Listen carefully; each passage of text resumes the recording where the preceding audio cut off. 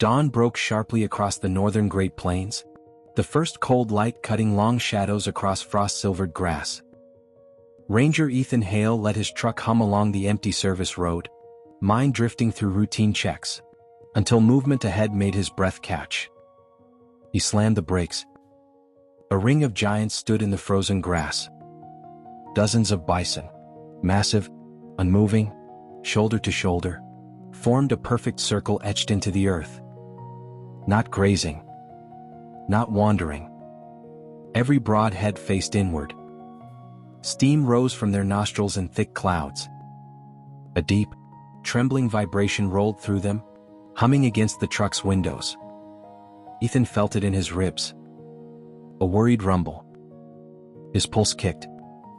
Bison never did this. Not unless something inside that ring needed protection, or was in danger. The formation tightened.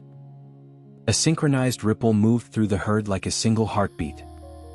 Then two adults stepped back, slow and deliberate, creating a narrow slit in the living wall. An invitation. Ethan grabbed his radio. "Laura, get here now. This isn't a blockade." He stepped out into the cutting air. Cold slapped his cheeks, but the rumble warmed the ground beneath his boots. He took a careful step toward the ring. The herd responded, hooves sliding an inch, widening the gap. They were letting him in. His throat tightened. Something's alive in there. Laura's SUV fishtailed to a stop minutes later. She jumped out, camera already raised, breath fogging in the cold. "Ethan, what is this? Why are they facing inward?" Before he could answer, the herd shifted again. One unified step. A circle drawing breath. Laura swallowed. This is defensive behavior. But, for what? There's nothing out here. Ethan scanned the open prairie. No coyotes. No wolves. No chase tracks. Only the circle.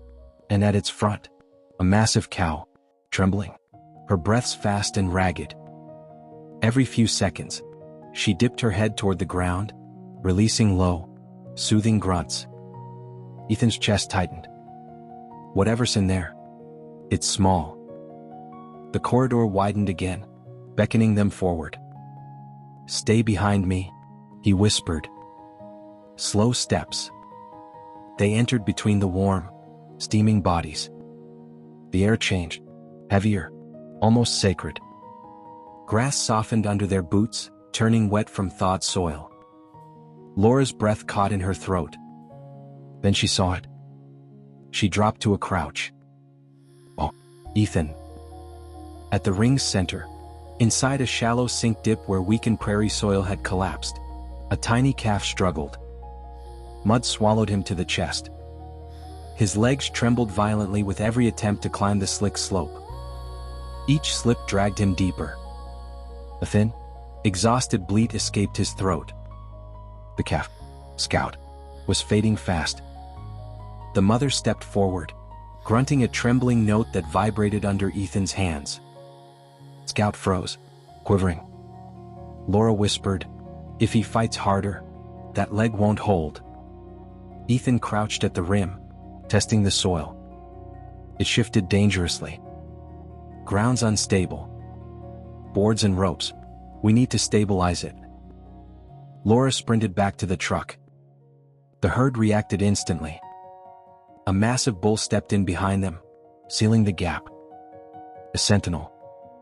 His dark eyes fixed on Ethan, not threatening, but measuring, as if deciding whether to allow what came next. Laura returned with boards. They placed them along the sink dip. Ethan anchored a rope to a buried fence post. The mother surged forward in fear. The sentinel bull issued a single, deep grunt. She stopped. Ethan slid onto the board, chest low over the edge. "Easy, little guy. Stay with me." His voice stayed steady, though fear hammered beneath it. He'd seen calves disappear under mud before, and he knew what terrified mothers could do to protect them. Scout kicked once more. The mud cracked, A fisher racing toward Ethan's hand. He jerked back. Careful, Laura warned. Edge is giving. The mother grunted sharply. Scout froze again. He listens to her, Ethan murmured. That helps. Together, they dug around Scout's first leg. Mud clung to their wrists, thick and cold. Every inch was a battle. The calf whimpered, louder now. The herd tightened, hooves stamping softly, steam rising, but no panic. When the first hoof came free, they moved to the second. The soil here was worse, gripping hard. Laura's hand slipped. Mud splashed her cheek. A board cracked under Ethan's knee. He caught himself. The bull snorted once low. Ethan didn't look up. Ready? He breathed. Laura nodded, breath shaking. One. Pull. They lifted together. The mud fought back, muscles straining. Scout let out a thin, breaking cry, then the suction released. Pop. Scout tumbled forward into Ethan's arms. Ethan staggered back, cradling the calf tight. Scout's body shook violently, thin legs kicking weakly. Mud slid off him in heavy clumps. The mother bison lunged forward. Ethan froze. She towered above him, breath blasting hot across his coat. One wrong twitch, and he'd vanish under 1,000 pounds. But she didn't lower her horns. She hesitated, sniffed the air around him, then lowered her head and brushed her nose along Scout's ribs, nudging him gently toward the support of Ethan's arms. Laura whispered, voice trembling, "She's choosing to trust you." Scout tried to stand. His leg buckled. Ethan slid a folded blanket beneath his belly, easing him upright. Scout leaned into him, breath short and frantic. The mother stepped closer, pressing her flank against him, steady, warm and immovable.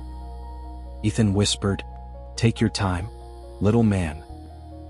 The herd shifted again, this time inward, closing around them. A protective shell of muscle and horn, every head angled outward, guarding the fragile life at their center. The sentinel bull moved forward. Sun caught the frost clinging to his beard. He met Ethan's gaze with a long, calm stare. Not warning. Recognition. Scout took a shaky step. Then another. Ethan and Laura stepped back slowly, palms open. The mother guided him with gentle nudges, syncing her breathing with his wobbly rhythm until he steadied. Then the extraordinary happened. The herd parted. A ripple rolled through them, hundreds of hooves adjusting in perfect unison. They opened a straight corridor leading toward the open prairie. A path carved by giants. Laura's voice barely reached the air. "They're escorting him out." Scout hobbled forward, leaning against his mother.